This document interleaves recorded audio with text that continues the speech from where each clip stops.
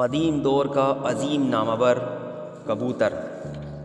آپ دیکھ رہے ہیں چینل گلدستہ معلومات۔ دوستو، آج میں آپ کو گھر کی کھڑکی کے باہر نظر آنے والے اور چھتوں پر باجرہ کھانے والے کبوتر کے بارے میں بتاؤں گا۔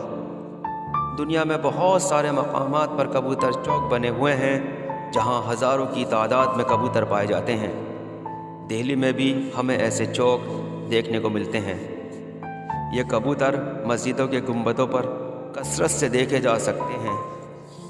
کبوتر قدیم زمانے میں بہترین نامور ہوا کرتا تھا، بلکہ یوں کہیں کہ واحد نامور ہوا کرتا تھا۔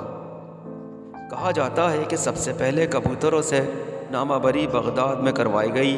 یہ سن 1100 کی بات ہے۔ پہلی اور دوسری جنگ عظیم کے دوران کبوتروں نے پیغام رسائی کے ذریعے ہزاروں افراد کی جان بچائی۔ جنگ عظیم کی تاریخ میں دو کبوتروں کا نام بڑے اہتمام سے لیا جاتا ہے، جن کے نام چیر آمی اور GI جو تھا۔ ان کبوتروں نے گولی کھانے کے باوجود اپنے پیغام کو منزل تک پہنچایا تھا، اسی لیے ان کو آج تک یاد کیا جاتا ہے۔ عیسائیت میں کبوتر کو امن کا نشان تصور کیا گیا ہے۔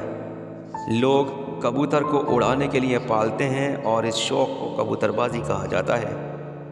یہ کبوتر بازی کسی زمانے میں ایک دلچسپ کھیل ہوا کرتا تھا۔ کبوتر ایک گھریلو پرندہ ہے جس کی گردن چھوٹی، چونچ متناسب اور جسم بھرا بھرا ہوتا ہے۔ یہ گھونسلوں میں رہتا ہے جو چھوٹی چھوٹی لکڑیوں اور تنکوں سے بناتا ہے۔ کبوتر کا ذکر قدیم تاریخ میں بھی ملتا ہے۔ پتھر کے دور کا انسان اس کو غذائی ضرورت کی تکمیل کے لیے پالتا تھا۔ میسوپوٹامیہ کے لوگ اس پرندے کو 5000 قبل مسیح سے جانتے ہیں۔ مصر کے لوگ کبوتر کو 3000 قبل مسیح سے جانتے ہیں۔ مصر میں اس دور میں کبوتر کے ذائقے والے پکوان بہت مشہور تھے۔ مصر کے بعض مقبروں میں دفن کیے جانے والے طعام میں کبوتروں کی ہڈیاں ملی ہیں، جو اس پرندے کو اس دور میں استعمال کی طرف اشارہ کرتے ہیں۔ فرعون مصر کی اپنی کسی منت کے سلسلے میں 60,000 کبوتروں کو قربان کرنے کا ذکر تاریخ میں موجود ہے۔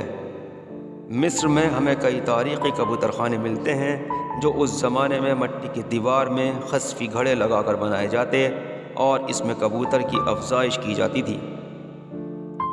کبوتر کا سائنسی نام کولمبیا لیویا ہے۔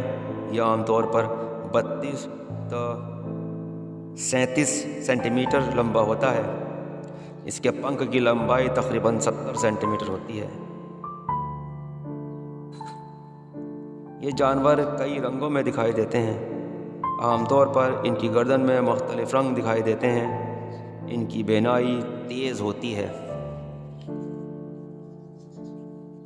یہ سال بھر انڈے دیتے ہیں۔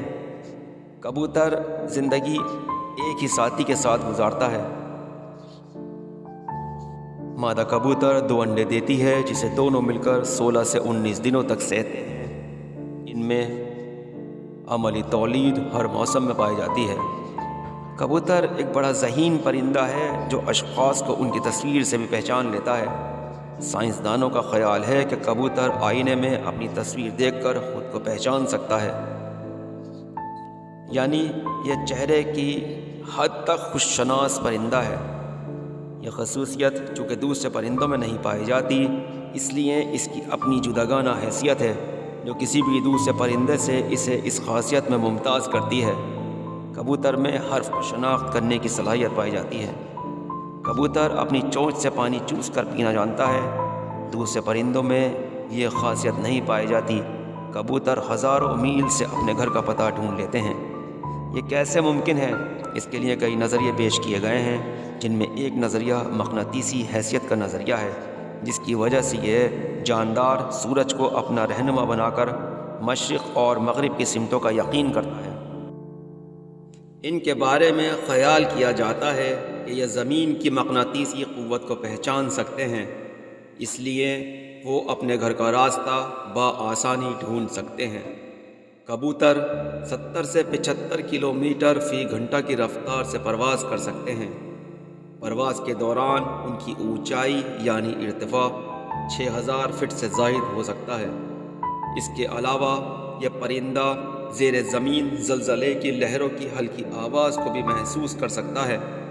تحقیق نے ثابت کیا ہے کہ دور سے کبوتر کے گھر ڈھونڈنے کی صلاحیت ان کی چونچ میں پنہا ہوتی ہے، یعنی اللہ تعالیٰ نے ان کی چونچ ہی اس وجہ سے بنائی ہے کہ یہ ایک الیکٹرانک آلہ بن جاتی ہے اور زمین کی مقناطیسی خصوصیت محسوس کرنے والا قدرتی ذرات پر مشتمل آلہ اس میں چھپ جاتا ہے۔ اس کے علاوہ ہزاروں میل سے راستہ کھوج نکالنے کی ان کی قوت بشارت سے زیادہ قوت شامہ کام کرتی ہے۔ جب گھونسلے کے قریب آ جائیں تو ان کی آنکھیں گھونسلے کو پہچان لیتی ہیں، لیکن گھر تک پہنچنے کا اصل کام ناک انجام دیتی ہے۔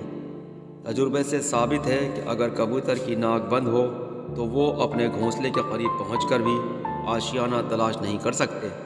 سائنسدانوں کے مطابق زمین کا ہر ذرہ اپنی جداگانہ مقناطیسی قوت رکھتا ہے اور اس کو پہچاننے کا آلہ قدرت نے کبوتر کی چونچ اور ناک میں رکھا ہے،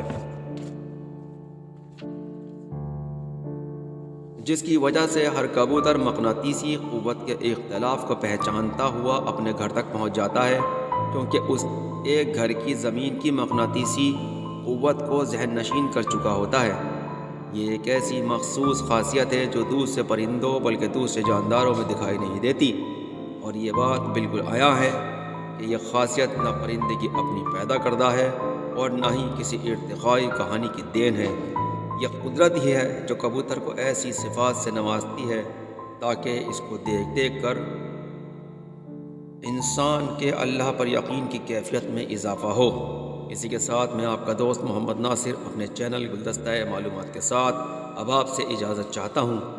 ویڈیو کو لائک کریں، شیئر کریں اور چینل کو سبسکرائب کریں۔ شکریہ۔ اللہ حافظ۔